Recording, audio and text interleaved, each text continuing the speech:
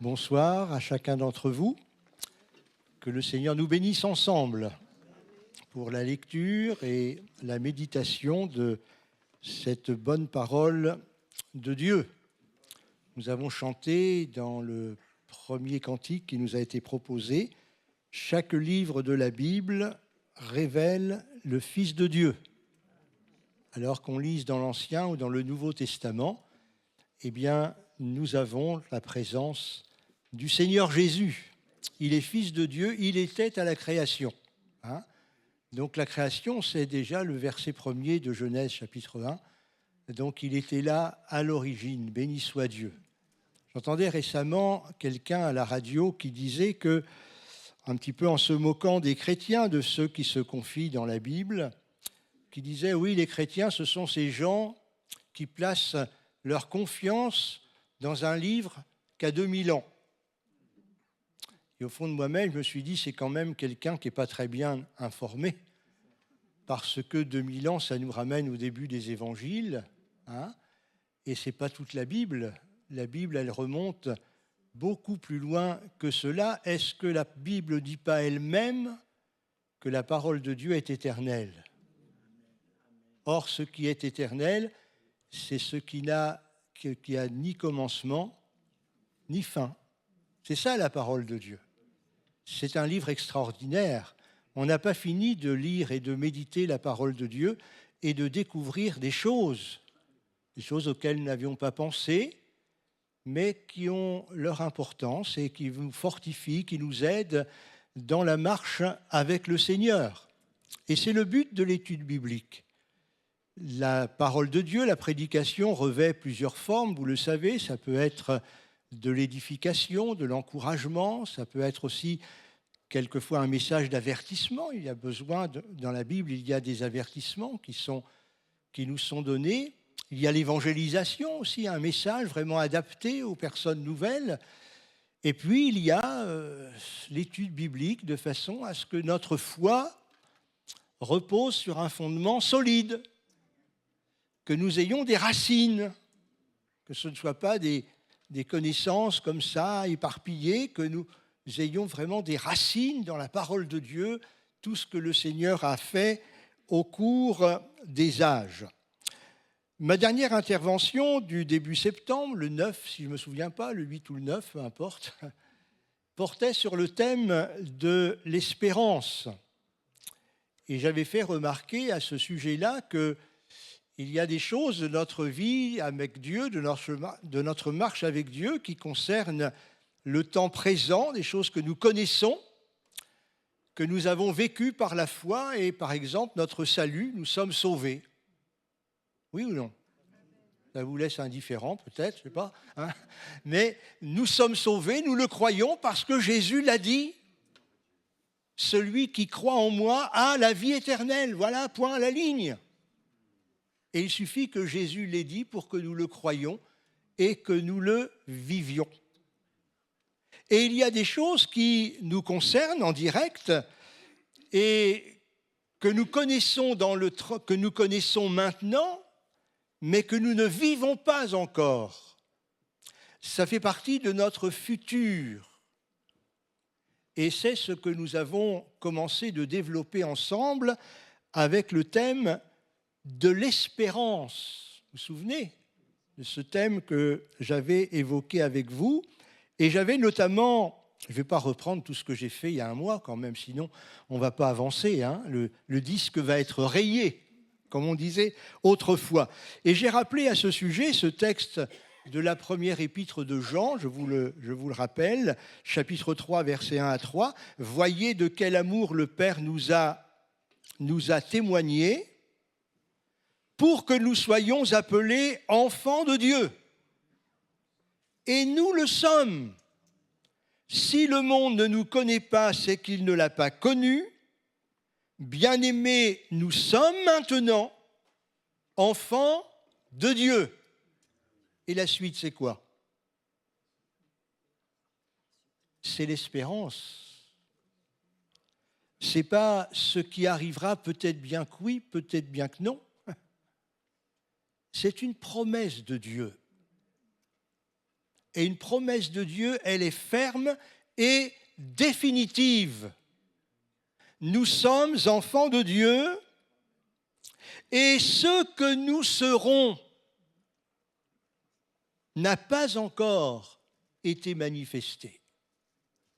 Nous savons les choses par le témoignage des Écritures, mais nous ne l'avons pas encore vécu. Ceux qui nous ont quittés, qui sont partis vers le Père, ce qui était pour eux une espérance est devenu maintenant la réalité. Ils sont dans la présence du Seigneur. Béni soit Dieu. Croyez pas? Or, le texte de Jean dit ceci: Bien-aimés, nous sommes maintenant enfants de Dieu, ce que nous serons n'a pas encore été manifesté. Mais nous savons, c'est une certitude dans nos cœurs, que lorsque cela sera manifesté, nous serons semblables à lui parce que nous le verrons tel qu'il est. Ce fut, et nous l'avons rappelé, ce fut le vécu d'Étienne, le premier martyr chrétien, lorsque, étant lapidé sur la place de Jérusalem à cause de l'enseignement qu'il avait donné sur l'histoire de son peuple, ils vont le mettre à mort avec les pierres, et à un moment donné, il va dire « Je vois le ciel ouvert et Jésus debout à la droite de Dieu. » Nous le verrons tel qu'il est. C'est pas une belle espérance, ça? C'est pas un beau thème, le thème de l'espérance? Béni soit Dieu pour ce que la Bible nous dit à ce sujet, et quiconque a cette espérance en lui, eh bien, se purifie comme lui-même est pur. Et Paul qui écrit lui-même aux Corinthiens, « Aujourd'hui, nous voyons au moyen d'un miroir, d'une manière obscure, les choses ne sont pas claires parce qu'on ne les a pas vues, mais alors nous verrons face à face. Aujourd'hui, je connais en partie, mais alors je connaîtrai comme j'ai été connu. » Ce petit chœur que nous chantons quelquefois, je sais qu'un jour, mes yeux verront Jésus. C'est ça l'espérance, n'est-ce pas? Sur ce thème, je voulais prendre le temps de rappeler ce que l'on appelle les vérités fondamentales de nos assemblées, c'est-à-dire, on pourrait dire comme cela aussi, notre confession de foi ou encore ce que nous croyons. Et ceux qui sont abonnés au journal Pentecôte ont remarqué, je ne pense pas que ce soit tous les mois, mais assez régulièrement, il y a une petite colonne, soit au début, soit à la fin, qui mentionne justement ces 12 vérités fondamentales de notre confession de foi. Et il est mentionné à un point, le point numéro 11, qui a trait à l'espérance, la seconde venue prémillénaire du Seigneur Jésus-Christ, c'est-à-dire nous croyons en la seconde venue prémillénaire, c'est-à-dire avant le millénium, du Seigneur Jésus-Christ lui-même, espérance bénie, placée devant tout croyant. C'est-à-dire que ça nous concerne tous. Le retour du Seigneur Jésus. Il est venu une première fois pour donner sa vie à la croix, mourir, ressusciter. Il est remonté au ciel, il s'est assis à la droite de Dieu, et la Bible nous dit qu'au temps marqué, il va revenir une seconde fois, et il va nous emmener dans la présence du Père, dans notre maison, là-haut. Béni soit Dieu. Alors je voudrais continuer avec vous sur ce thème parce que ce n'est pas en quelques minutes qu'on peut clore ce grand sujet de l'espérance. Et je voudrais reprendre la lecture dans Hébreux chapitre 11, versets 1 à 3. Voilà, on va certainement afficher les textes. Hébreux chapitre 11, versets 1 à 3. Or, la foi, c'est une définition de la foi. Qu'est-ce que la foi ? La foi est une ferme assurance des choses qu'on espère. C'est de l'espérance, ça, non ? Le verbe espérer. Des choses qu'on espère, une démonstration de celles qu'on ne voit pas. Pour l'avoir possédée, les anciens ont obtenu un témoignage favorable.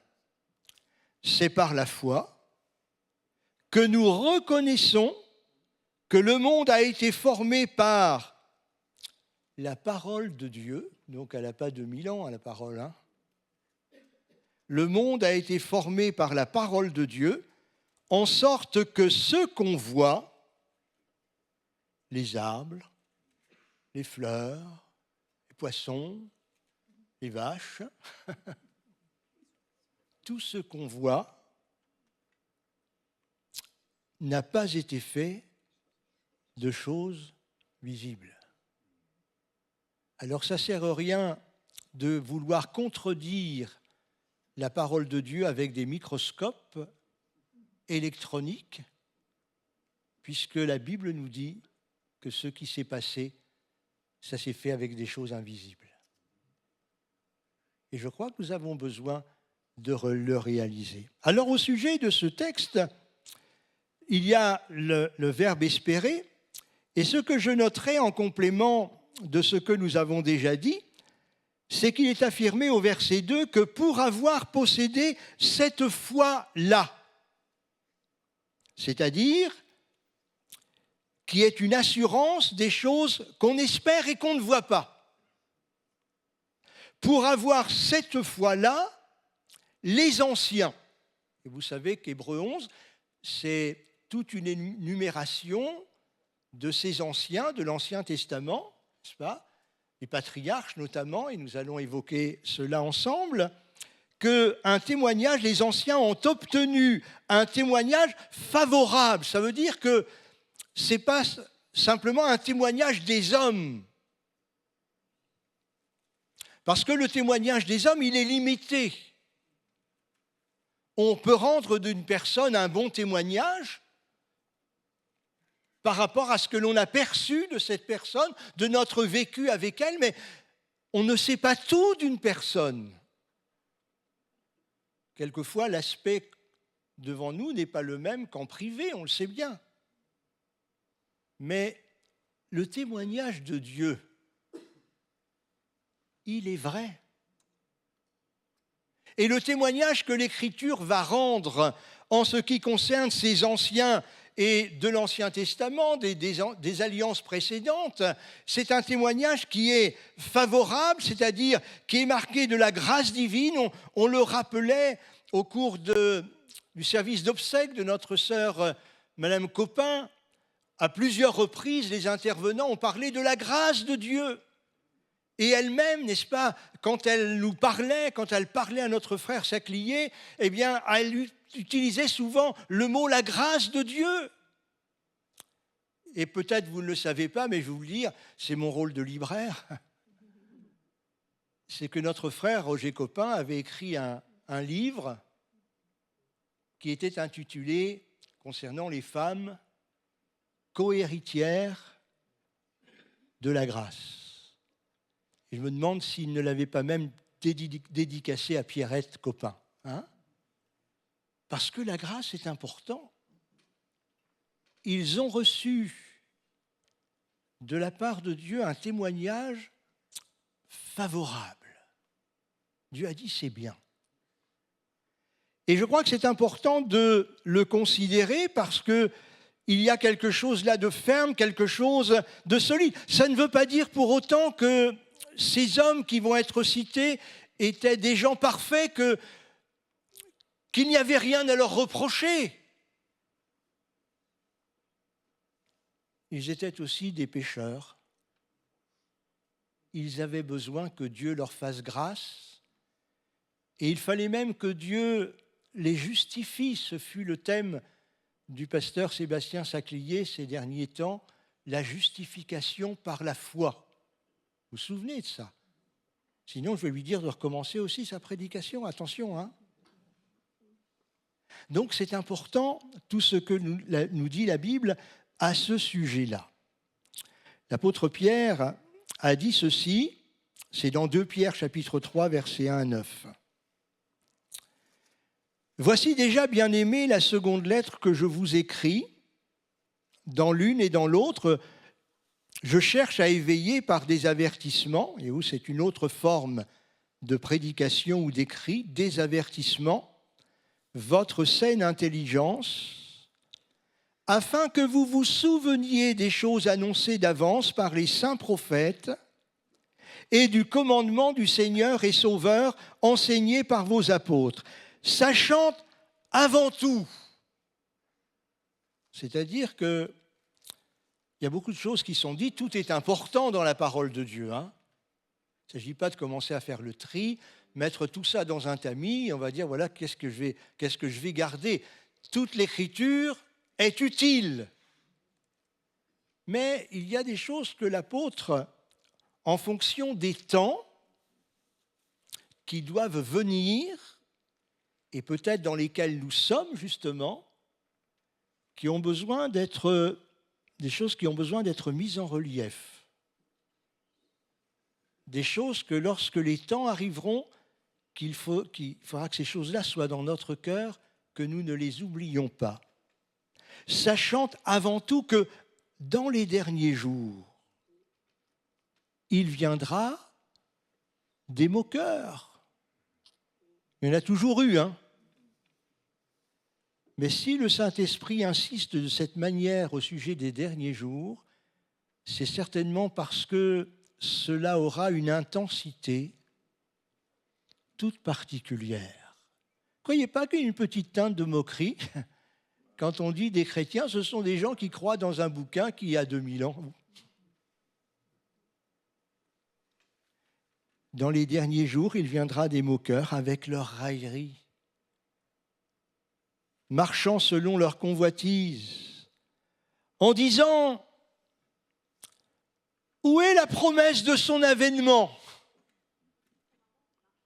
J'ai écrit, moi, entre guillemets dans mes notes, en rouge pour ne pas l'oublier, j'ai marqué « Mais ne serait-ce pas une attaque contre notre espérance ?»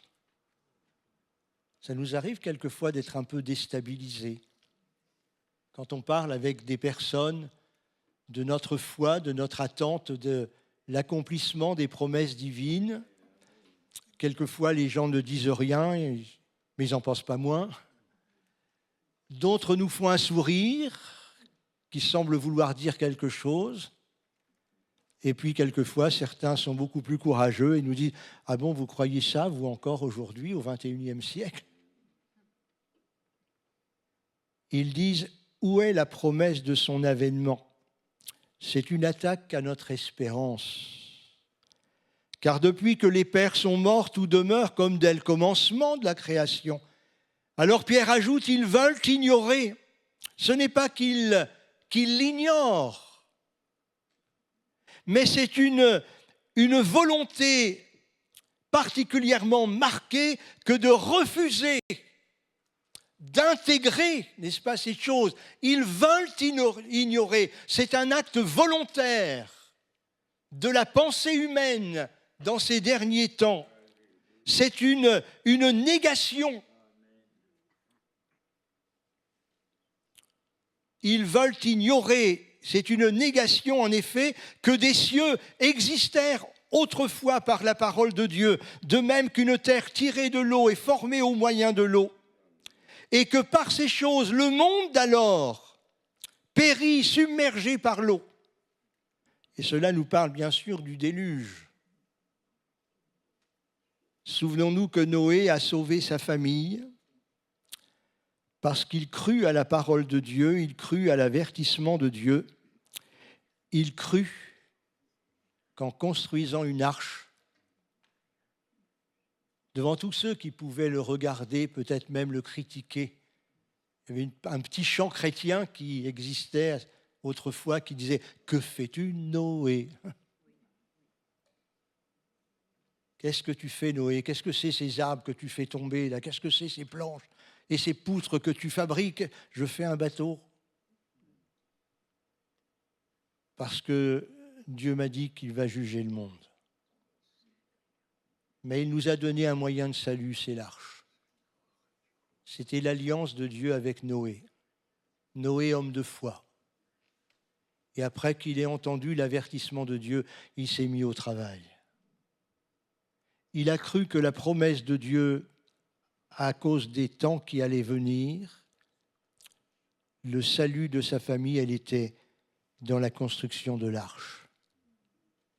Et avant que la pluie ne vienne, détruise tout ce qui était sur la terre, Noé est rentré dans l'arche avec les siens et Dieu a fermé lui-même la porte de l'arche.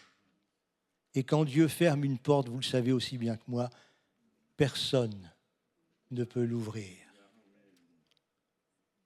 Noé a cru à la parole de son Dieu. Tandis que par la même parole, les cieux et la terre d'à présent, c'est pour les choses à venir,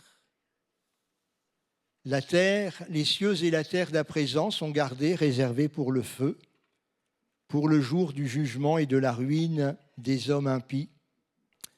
Mais il est une chose, bien-aimés, que vous ne devez pas ignorer.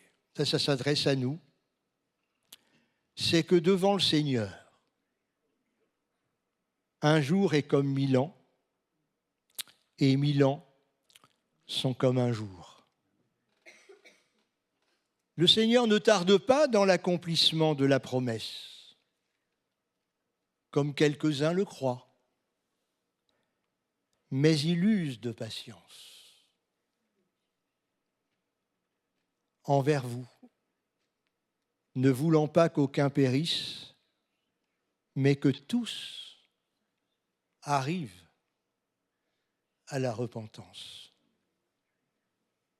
Le jour de la Pentecôte, les gens qui ont assisté à la Pentecôte, justement, les chrétiens, les 120 chrétiens réunis, qui ont été remplis du Saint-Esprit, lorsqu'ils ont eu les explications de ce qui s'était passé, ils ont posé cette question à Pierre. « Homme frère, que devons-nous faire ?» Et la première chose que Pierre va leur dire, c'est « repentez-vous ». Demandez pardon au Seigneur. Vous avez fait mourir le prince de la paix. Vous avez rejeté le Fils de Dieu. Et pourtant, c'est pour vous sauver qu'il est venu et qu'il a donné sa vie à la croix du Calvaire. Et il dira ensuite que chacun de vous se fasse baptiser au nom du Seigneur Jésus. Et ce que vous venez de voir, la grâce du Saint-Esprit, elle sera aussi pour vous et pour les vôtres. Béni soit Dieu, hein ? Il a montré, n'est-ce pas, le chemin du salut. Pour Noé, c'était l'arche. Pour la nouvelle alliance, c'est la croix dressée sur le Golgotha. C'est le sang qui a coulé des mains, des pieds, du côté du Seigneur Jésus. C'est le sang de la nouvelle alliance, c'est le signe de la nouvelle alliance. Que Dieu soit béni. Les anciens mentionnés sont dans un ordre chronologique. Parce que Dieu fait toutes choses en son temps. Ce ne sont pas toujours des choses que l'on perçoit parce que c'est la providence divine. Dieu ne dit pas à chaque fois, voilà, je vais faire ceci, je vais faire cela.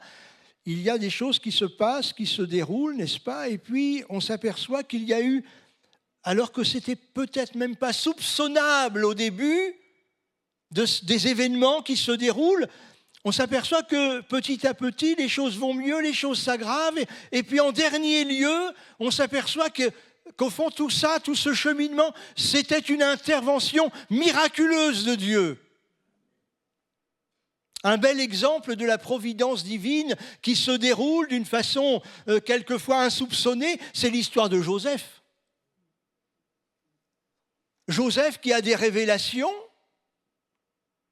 Joseph qui est méprisé par ses frères, Joseph qui est jeté dans une citerne, Joseph qui est vendu comme esclave, Joseph qui va être jeté en prison, Joseph qui va se retrouver à la tête, n'est-ce pas, du gouvernement. Je n'ose pas trop utiliser ce mot-là en ce moment, parce que bon, qui est à la tête du gouvernement en Égypte, qui va donner des paroles de connaissance au Pharaon, il va donner l'explication, n'est-ce pas, de ce qui va se passer avec les vaches grasses, les vaches maigres. Il va lui donner une parole de sagesse, il va dire ce qu'il faut faire. Il faut faire des réserves, tout simplement. Il n'y avait pas la caisse d'épargne à l'époque, il n'y avait pas tout ça. Mais il faut faire des réserves, voilà, il faut épargner, mettre des graines de côté, construire des greniers, etc., etc. Le peuple égyptien va bénéficier de cela. Et puis, vous savez que l'histoire se termine avec ses frères. Oui, ceux qui l'avaient jeté dans la citerne, oui, ceux qui l'avaient vendu. Ils vont descendre en Égypte et ils vont bénéficier du poste qu'occupe maintenant Joseph. Pas tellement compréhensible cette providence divine de ce Dieu qui maîtrise toutes choses. Ça devrait rouler comme sur des roulettes. Tout devrait baigner dans l'huile. C'est vrai, je m'appelle Burette, ce n'est pas le moment de parler comme ça. C'est quelquefois étonnant la manière dont les événements se déroulent et on est un petit peu désorienté. Mais quand on voit la finalité et comment on voit que Dieu a manifesté sa grâce, et Joseph va le dire à ses frères, il dit c'est Dieu qui a permis tout cela. C'est Dieu qui a permis tout cela, afin qu'un peuple nombreux soit sauvé, et notamment sa propre famille.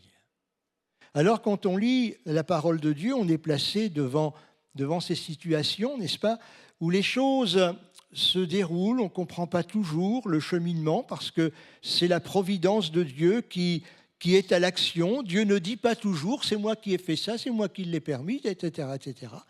Mais quand on voit la fin, on voit bien qu'il y a eu la main de Dieu.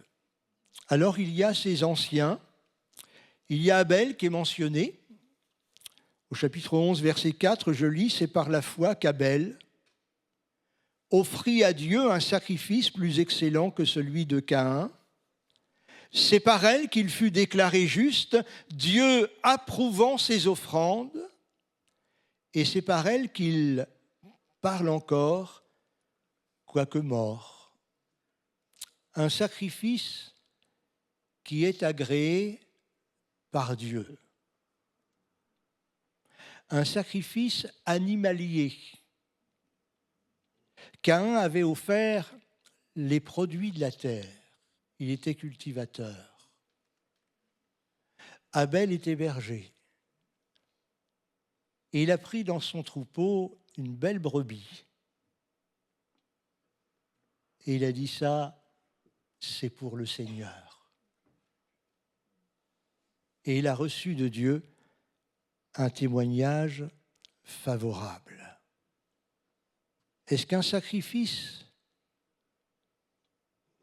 qui est agréé par Dieu ne nous parle pas de ce sacrifice du Golgotha? Vous en pensez quoi? Est-il le sacrifice plus important aux yeux de Dieu que le sacrifice de son propre Fils? Où il y aura par la suite, quand on arrivera dans la période de Moïse, avec tous les sacrifices lévitiques qui vont être demandés, et déjà à minima, je dirais, l'institution de la Pâque avec l'agneau pascal qui permettra que le peuple hébreu soit sauvé au cours de la 10e plaie d'Égypte. Et voilà que lorsque Jésus, le Messie, va arriver, n'est-ce pas, qu'il va grandir et qu'il va aller vers Jean-Baptiste, Jean-Baptiste, le voyant, va dire « Voici l'agneau de Dieu qui ôte le péché du monde. » L'agneau de Dieu, le sacrifice qui va expier les péchés du monde. Il y a quelqu'un qui a écrit un ouvrage qui n'est pas encore... qui devrait paraître ces jours-ci ou ces semaines à venir. C'est un livre qui a été écrit par le pasteur Jean-Marie Ribet et qui est intitulé « Jésus dans l'Ancien Testament ». Je ne l'ai pas lu, il n'est pas paru, hein, mais le titre m'a interpellé dans ma démarche, n'est-ce pas, de ces études de l'Ancien Testament, parce que je me suis dit, mais c'est formidable, ça, il va balayer, n'est-ce pas, l'Ancien Testament, et partout où Jésus est un petit peu comme en filigrane. Est-ce que c'est que les filigranes? Si vous ne savez pas, vous sortez un billet de 20 €, vous le mettez un petit peu dans la lumière et vous allez voir que dans la petite fenêtre, il y a quelqu'un. Hein? On ne voit pas vraiment le visage, mais quand on regarde comme ça, on voit qu'il y a quelqu'un. C'est un filigrane. Et souvent, les papiers officiels, administratifs, de préfecture, etc., pour montrer l'authenticité du papier, il y a ces marques-là dans le papier. Eh bien, quand on lit l'Ancien Testament, eh bien, quand on ne sait pas, on dit, bah tiens, Abel, il a offert un sacrifice, bon, ça a plu à Dieu. Mais quand on regarde à la lumière du Saint-Esprit et du Nouveau Testament, on dit, mais ça, c'est une annonce de Jésus, ça. Ça, c'est prophétique. Ces hommes-là, qui ont vécu des siècles avant l'Évangile, ont eu cette perception de la foi dans leur cœur. Béni soit Dieu. C'est pas grand la parole du Seigneur? Seigneur, révèle-toi à chacun de nous. Ce que je vous fais vivre ce soir avec ces quelques textes, et on continuera, il faut que j'arrête là, il est déjà 8h20.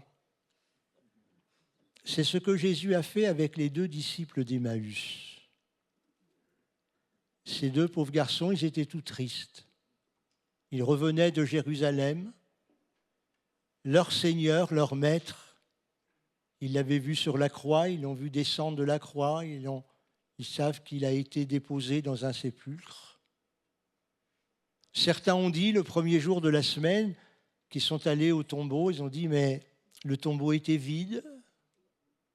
Mais ils étaient tellement tristes, ces 2 garçons, qu'ils n'ont pas cru.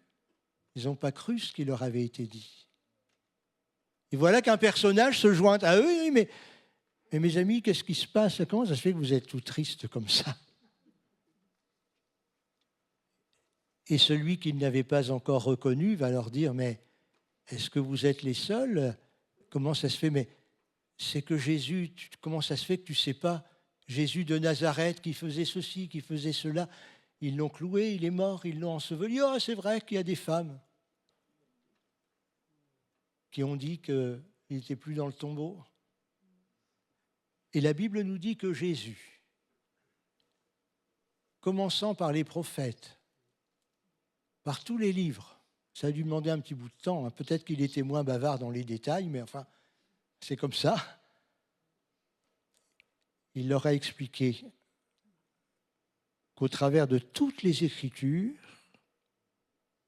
que tout cela annonçait sa venue, sa mort, le don de sa vie, la valeur de son sacrifice, sa résurrection, etc., etc. Et pendant que Jésus leur rappelait, n'est-ce pas, ces textes où il était en filigrane simplement, il y avait comme un feu qui bouillonnait dans leur cœur. Ils ressentaient que ce monsieur qui s'était joint à eux, c'était quelqu'un de particulier.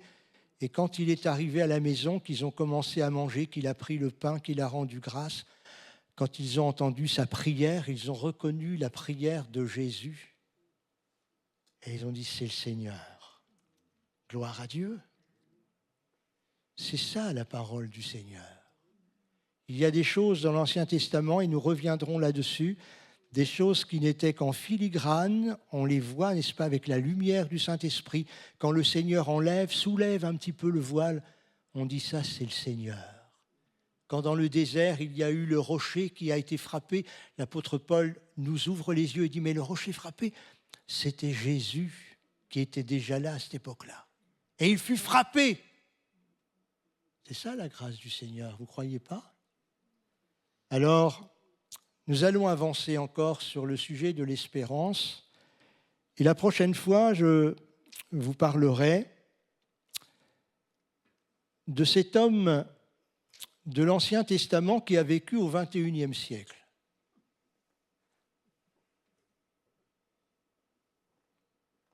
Vous regardez tous avec des yeux ronds, ça m'impressionne. J'ai l'impression que vous n'avez pas compris.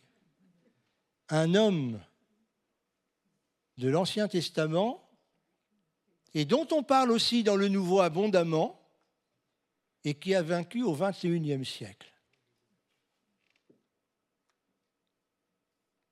Alors c'est qui ? C'est Abraham. Cette petite boutade, elle n'est pas de moi, elle est de M. Chastanier. Quand il avait fait ici une étude également sur la vie d'Abraham, il avait posé la question à l'Église et il avait dit « Je vais vous parler d'un homme qui a vécu au XXIe siècle. » Et c'était Abraham. Alors ça veut dire qu'on est, nous, au XXIe siècle. Après Jésus-Christ, 21 et 21, ça fait 42 siècles qui nous séparent d'Abraham. Et on verra au travers de la parole de Dieu quel a été le vécu d'Abraham et toutes les révélations qu'il a pu recevoir de la part du Seigneur. Voilà le programme. Et on verra aussi comment Abraham a perçu ces choses, puisque Jésus dira lui-même d'Abraham, « Abraham m'a vu. Il m'a vu. Et il s'est réjoui. » Alors vous vous rendez compte ? 21 siècles avant. Mais il l'a vu en filigrane. Béni soit Dieu. On se recueille quelques instants et on va demander au Seigneur de graver sa parole dans notre cœur. Je vous propose que nous ayons un moment peut-être de plus de louange, d'adoration, en considération de ce que le Seigneur a fait dans son plan de salut pour chacun de nous, comment il l'a établi, comment il l'a mis en place, comment il l'a développé, comment il l'a révélé petit à petit dans diverses alliances avec les hommes pour que, in fine, eh bien, Jésus soit là et qu'il nous ait sauvés. Béni soit Dieu. C'est un plan extraordinaire, un plan que le Seigneur a travaillé, qu'il a ciselé au cours des siècles pour nous donner ce grand salut que nous avons en Jésus-Christ et qui n'est pas fini, puisque dans l'espérance du ciel, eh bien, nous sommes encore là dans l'attente du retour de Jésus. Amen. Sois béni pour ta parole, Seigneur. Fais-la toujours briller dans nos cœurs et dans nos vies. Ce que nous n'avons pas encore compris, Seigneur, te prions de lever le voile. Lève le voile sur nos pensées, sur notre compréhension, sur notre intelligence, et que ces choses qui sont encore cachées dans nos pensées, que nous ne réalisons pas toujours en lisant la Bible ou le Nouveau Testament, eh bien, de par notre étude de la Bible, eh bien, que nous soyons éclairés, et non seulement éclairés, mais que nous soyons émerveillés en voyant cela, et que nous puissions plier les genoux devant Dieu le Père pour tout ce qu'il a fait pour chacun de nous. Je te loue, Seigneur, pour ta gloire, pour ta majesté, pour tout ce que tu as préparé pour nous depuis des siècles. Tu as travaillé à cela et tu continues de travailler à ce qu'un jour nous soyons dans la gloire avec toi, dans la présence de Jésus, avec les rachetés, avec les bien-aimés. Seigneur, que nous soyons présents dans les nouveaux cieux et la nouvelle terre. À toi la gloire, la louange et l'adoration de nos âmes, dans le nom de Jésus. Amen. Amen.